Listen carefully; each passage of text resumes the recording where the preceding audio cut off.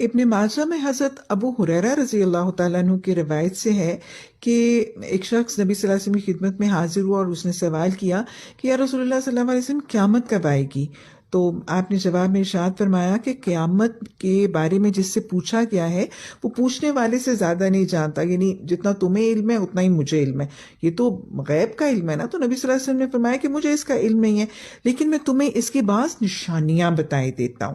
اور اس میں جو پہلی نشانی آپ نے اس موقع پر فرمائی کہ جب عورت اپنے مالک یعنی آقا کو جنے گی تو یہ قیامت کی نشانیوں میں سے ہے۔ عورت اپنے مالک یا آقا کو جنے گی، اس سے کیا مراد ہے؟ یعنی ماں کی پوزیشن اور سٹیٹس سوسائٹی میں، گھروں میں بالکل وہی ہو جائے گا جو ایک لونڈی کا اپنے آقا یا اپنے مالک کے مقابلے میں ہے۔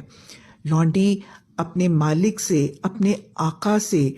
ڈرتی ہے، خوف زدہ ہوتی ہے، لرزتی ہے، اس کی بات مانتی ہے، اس کی ناراضگی سے بچنے کے لیے دوڑ دوڑ کر کام کرتی ہے، اس کی خدمت خاطر کرتی ہے، اس کی ناراضگی سے بچتی ہے، اس کی ڈانٹ، اس کی مار سے ڈرتی ہے۔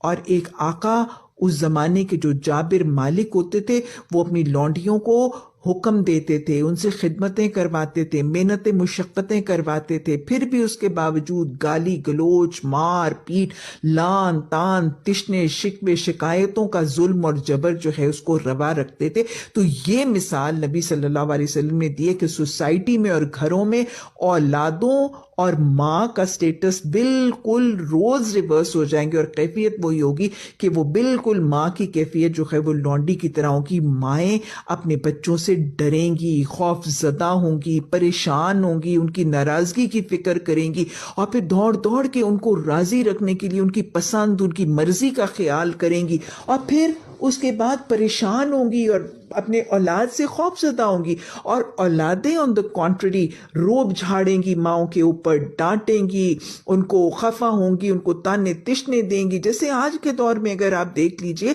تو میں تو کہتی ہوں کہ بچوں سے، چھوٹے چھوٹے بچوں سے ماں باپ خوف زدہ ہیں، باپ تک بچوں سے ڈرتے ہیں، بیٹا ناراض نہ ہو جائے، بیٹی خفا نہ ہو جائے، ایسے جیسے بچے بڑے بن گئے اور ماں باپ چھوٹے ہو گئے۔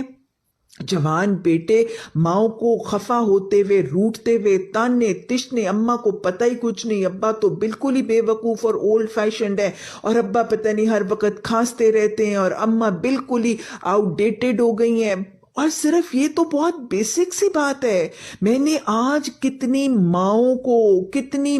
کو یہ رودادیں سناتے ہوئے دیکھا کہ ہمارے جوان بیٹے ہمیں پیٹتے ہیں، ہمیں مارتے ہیں، ہمیں گھسیٹتے ہیں، ہمارے ہاتھوں سے پیسے چھین کے لے جاتے ہیں، اور یہ بھی چھوڑ دیجئے، عقل دھنگ رہ جاتی ہے۔ میں نے کئی ماؤں کو یہ کہتے ہوئے سنا کہ دعا کریں کہ میری بیٹی جو ہے وہ مجھے مارنے سے باز آ جائے۔ ایک ماں نے مجھے روداد سنائی کہ میری بیٹی جب